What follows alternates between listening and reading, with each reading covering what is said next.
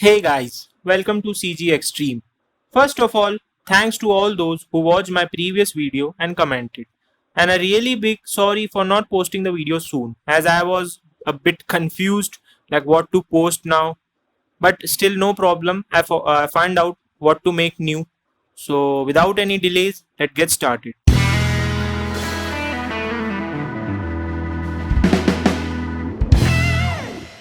So, guys, in this video, like course, you're gonna learn full substance painter from very basic to advanced, and I'm damn sure if you watch this tutorial from the basic, means the first video to the last, you will definitely start working on painter. It's my means I can assure you this. So in this very first video of my course, the topics are as follows. First, we will take a quick overview of unwrapping, how to take unwrapping. The software which I'm going to use is Blender, and because I do love that software and I really work in that.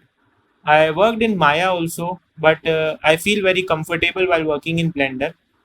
So let's get to topic. Like in the very first video, I'll tell you how to unwrap the model and how to take means how to export a model in Substance Painter, how to arrange the grid, and like how to optimize your model in UV so that you can add multiple UV in single grid, and also a slight overview to UDIM mapping. It's a new feature by Substance Painter, and also Quixel Mixer is also releasing that in short time of span of time. And UDIM is basically, I'll tell you later. Let's concentrate on this. And Substance Painter interface, yes, sure. I'm gonna tell you how the interface and what's the interface of Painter. It's not hard. It's very easy, like just a Photoshop type of means very easy than Photoshop also. I find it very easy. And also how to import file to Substance Painter from any software. Basically, Substance Painter reads FBX or OBJ file. You can export any file to that. And just so let's go to the video. This was just a basic overlay of my first video, and there will be 4 to 5 videos as I told you earlier. So yes, here we are. So this is a model which is being made by me, and it's still under construction, or you can say it like it's under process. I started this model a long time, like 3 to 4 or 5 to 5 months, I think so. Yes, it was 5. Yes, 5 months before, and still I haven't completed it. It's very complicated, and it got a lot of work to do now. It's still half, like you can see. So no worries, but it's enough to tell you how to unwrap and optimize a model. You can see it's not. Yes, I haven't converted it into mesh. Yes, it's a very high poly model, you can see. So I'm gonna just tell you, like you can I let's take this much portion, I guess. Yes, this much portion. Wait. Yes, this much portion is sufficient. Let's take this much portion, and I'm gonna tell you how to optimizely unwrap object or a scene. Like you can put multiple of this object in a grid. First of all, keep in mind that if you are gonna unwrap a object and take it to Painter, just do not think like you have to, or just don't think like I have this much of model, this grid is so small that how will it be compressed, like will it be able to handle all of these models or UV in a single small grid. It's not a big problem. Basically, you can just think of it like just make it a single object. If you have multiple object like this, like I have two of these pipes here, and I guess they are mostly similar, so I'll just delete one of them, and I'll duplicate it later, and my UV will be of this. You understanding it? Means my aim is just to make the UV optimized. Like there will be a there will be double object or multiple object, like 10, 4, 5, any objects, but there will be a single UV of that, because what we're gonna do, we just optimize the UV. We will just optimize the UV. So it's lagging a bit.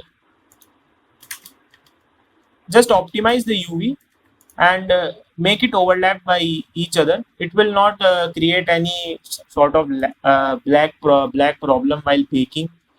It will be easier. Just make a mark scene. Wait.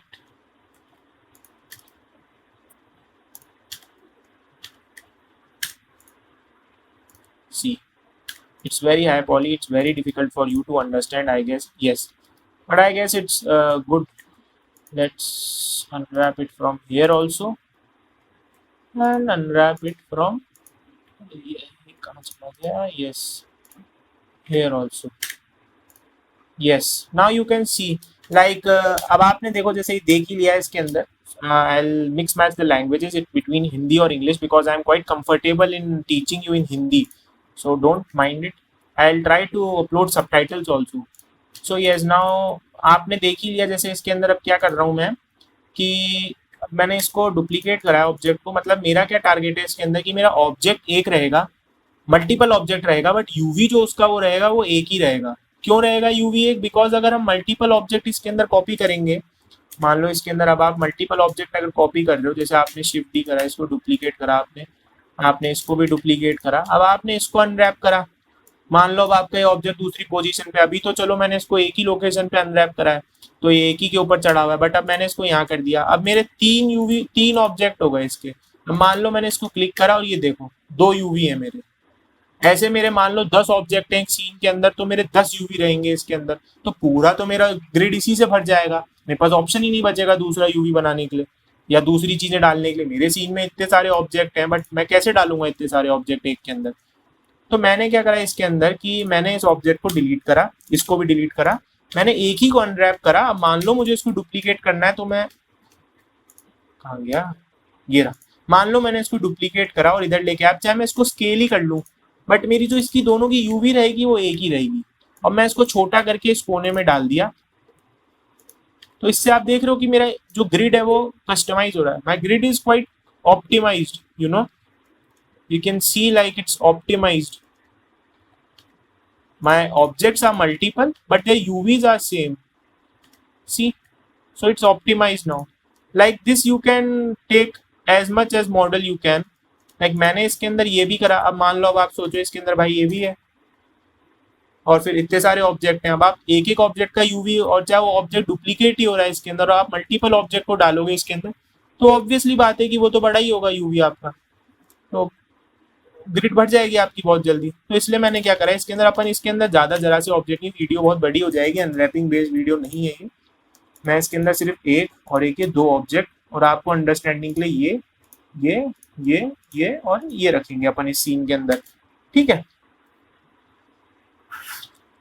अब देखो इसके अंदर मैंने इसको unwrap कर दिया था. अब मेरी बारी आई इसकी, मैं इसको भी अनरैप कर दूंगा इसके अंदर.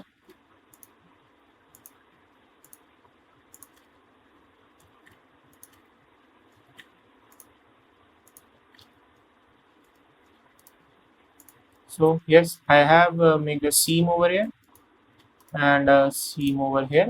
Unwrapping करना ब्लेंडर में बहुत easy है. It's very easy to make to unwrap a model in Blender. I find it very hard when doing in Maya. I don't know why, but it feels like very easy to do it in Blender.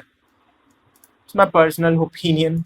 I'm not arguing with or imposing Maya. ये देखो, ये हो गया unwrap object.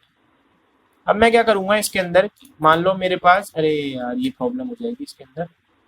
चलो खैर कोई दिक्कत नहीं है. ये ऑब्जेक्ट ये लिया मैंने, चलो इसको ले लेते हैं और छोटे छोटे बोल्ट ले लेते हैं. लेट्स टेक दीस. तो इसके अंदर मैंने क्या करा, अब इसको मूव करके थोड़ी दूसरी जगह रख लेते हैं. नहीं, वापस इसी जगह पे हो गई. Control shift S. एक मिनट, गन बर्बाद ना हो जाए इसके लिए मैं गन 2. यस, हाँ. तब मैंने क्या करा इसके अंदर, अब आप देखो एक साथ मैंने करा है तो यूवी ओवरलैप हो रहा है. आप यहाँ से उठाओगे फिर ये करोगे तो प्रॉब्लमेटिक हो जाएगा थोड़ा. तो मैंने क्या करा इसके अंदर, अब मैं इसको करा. कभी भी ध्यान रखो जब आप ग्रिड पे लेके जा रहे हो, whenever you are taking a model at grid or it's like you haven't completed the unwrapping yet, don't place the model over here, because every time you gonna unwrap a model it will definitely come over here by default and it will be very hard for you to take that UV and resize it or whatever you wanna do with that. So always keep in mind when you do this, just drag your model and outside the grid, it will be very easier. Like here, now see this. Yes, see, now you can see this. And if my model is like this, how will I do this? ये मैं कर ही नहीं पाऊंगा इसके अंदर। तो मैंने क्या करा, इसके अंदर इसको लेकर के इधर स्केल करके छोटा कर दिया ग्रिड के अंदर। इससे मेरी ग्रिड ऑप्टिमाइज हो गई और मैं और भी छोटा कर सकता हूँ। अब आप देखो इसके अंदर मेरे है ना ये है नट बोल्ट्स। अब आप इसको मैं देखो इसको करूंगा अनरैप। अब ये देखो हमेशा ध्यान रखो जो भी ऑब्जेक्ट आपके सीन के अंदर छोटे हैं कभी भी उनको बड़ी साइज के यूवी में मत रखो। कोई मतलब नहीं है वो जबरदस्ती साइज घेर रहा है, कोई मतलब नहीं है उसका। हमेशा उस छोटे ऑब्जेक्ट को छोटा रखो, कोई दिक्कत नहीं होगी आपके यूवी में। इसको मैं डुप्लीकेट, अब डुप्लीकेट वाली चीज आपको बताता हूँ। इसको डुप्लीकेट करा मैंने, सिंपल मैंने इसको ड्रैग करा और मैं इसको यहाँ लिया, इसको हटाओ यहाँ।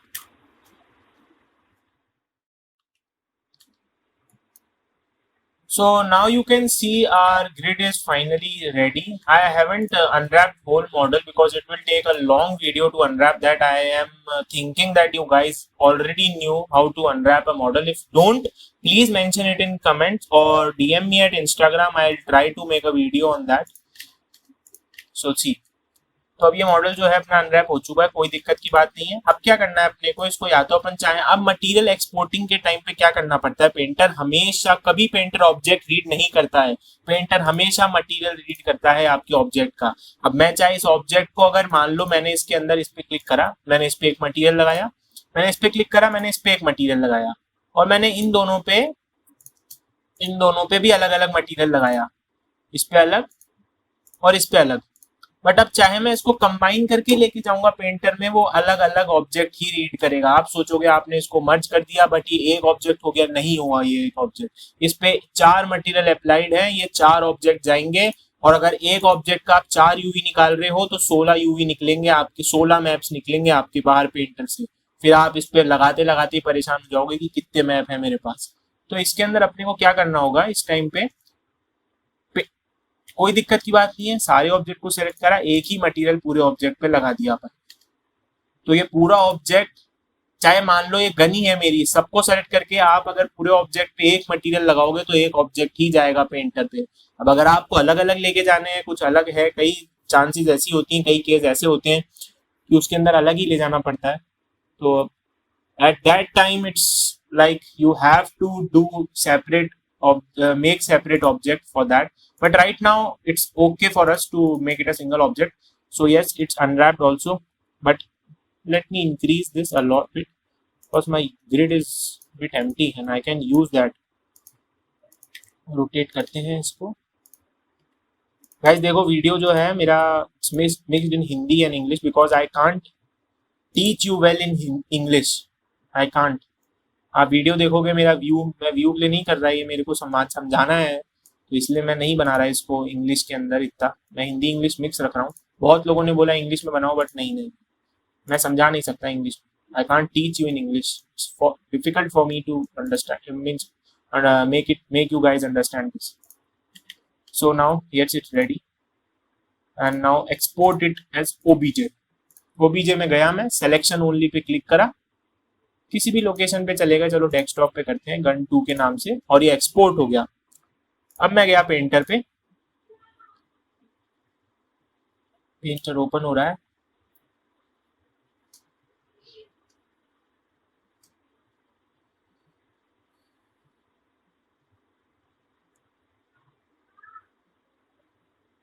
यस, सो पेंटर जो है वो ओपन हो गया है।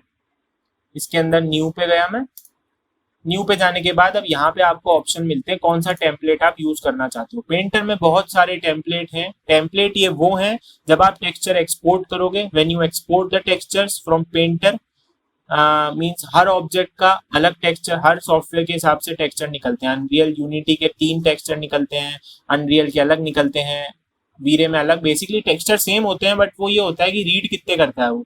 अब आप सोचो कि यूनिटी के अंदर ट्रांसपेरेंसी और अल्बीडो का एक ही टेक्सचर जाता है और ये चीज इसके अंदर नहीं होती, बाकी चीजों में सब में अलग अलग जाते हैं।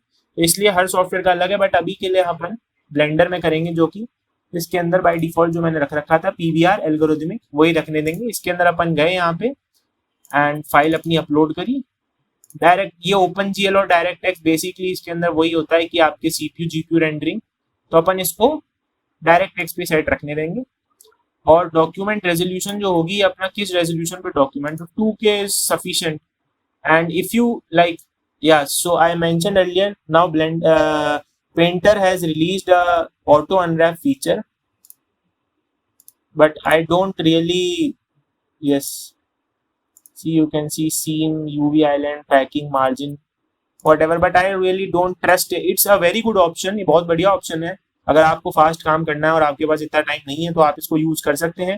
बट मैं अभी भी रिकमेंड यही करूंगा कि मैनुअल अनरैप करें, क्योंकि उसमें आपको पता रहता है कौन सा ऑब्जेक्ट बड़ा है कौन सा छोटा है. इसको नहीं पता होता. अभी जैसे अपन ने जो उसमें स्क्रूज थे उसको छोटा करा, इसको नहीं पता कि कौन सा ऑब्जेक्ट बड़ा है कौन सा ऑब्जेक्ट छोटा है. ये बाय डिफॉल्ट ही करेगा सबको, उसमें आपका बहुत प्रॉब्लम हो जाएगा आपको.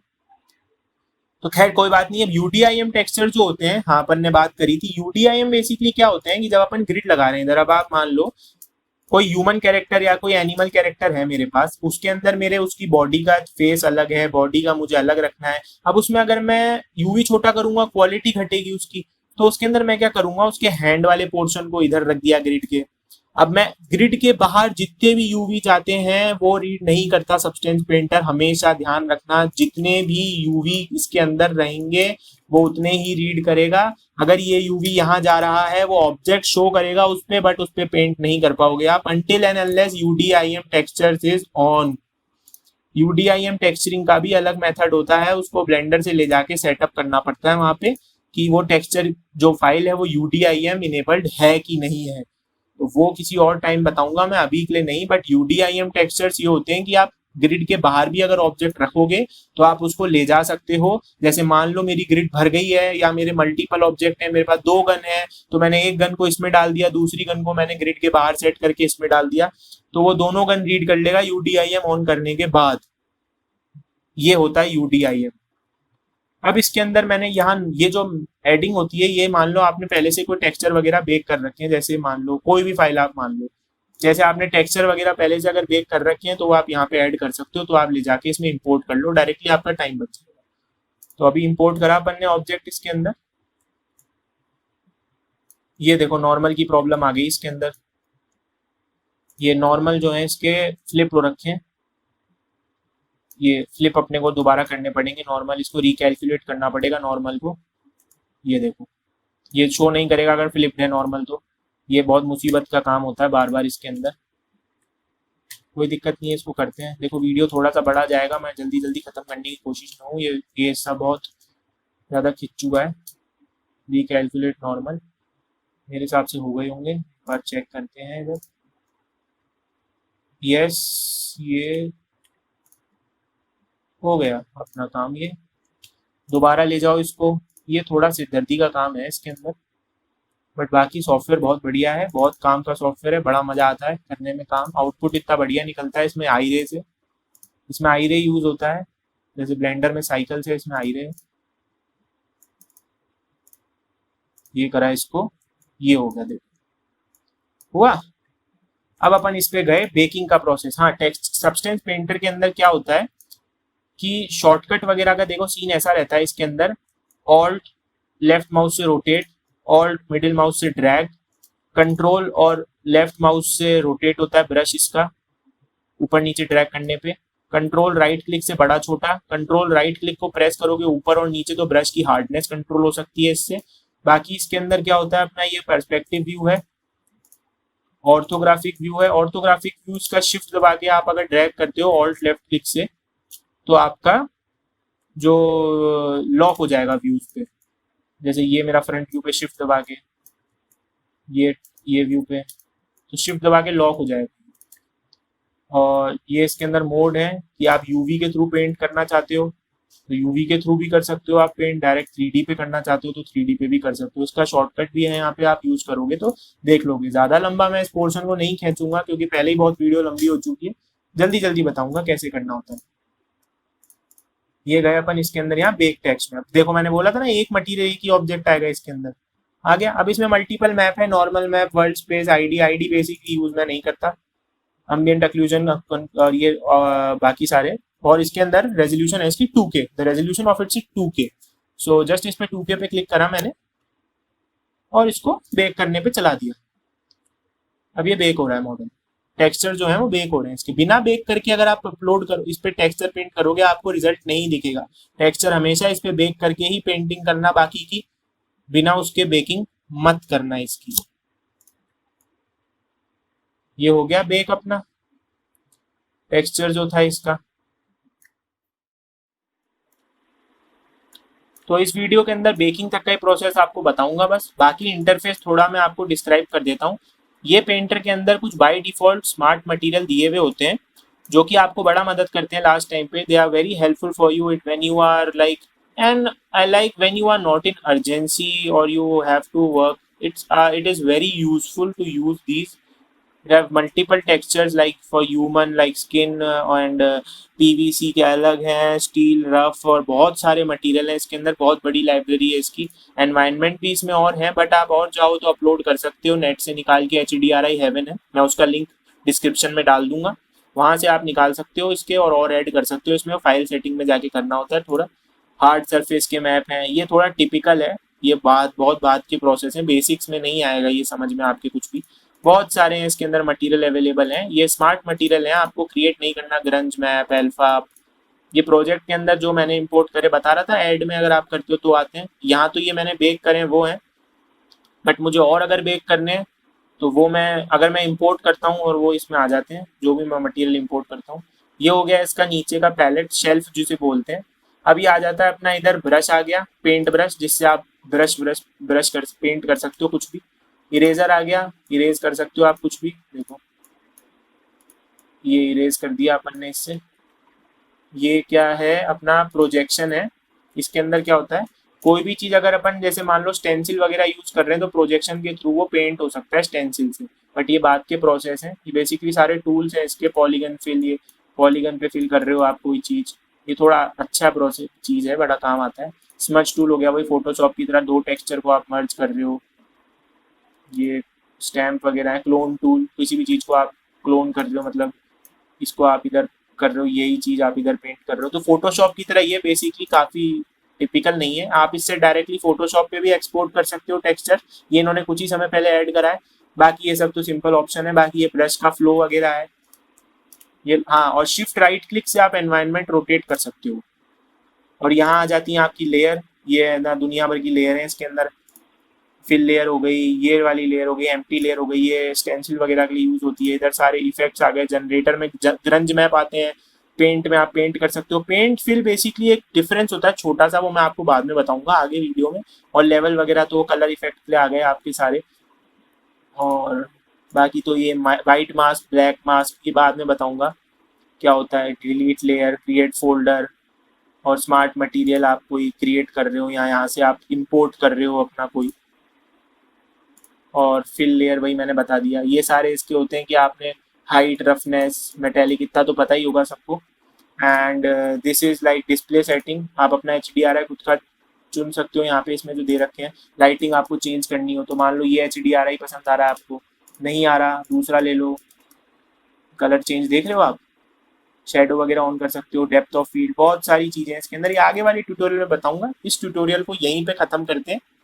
और please do comment below if you like this video or not, and if you think that this is too long for you, please let me know, because my aim is just to teach you how to use Substance Painter and nothing more than that. If you feel this video is very lengthy, please let me know, I'll try to reduce it, but please do comment and watch full video, please. Thanks. And please do follow my social media channels also. Instagram link is in below description. And also please do subscribe this video and don't forget to like. Thank you.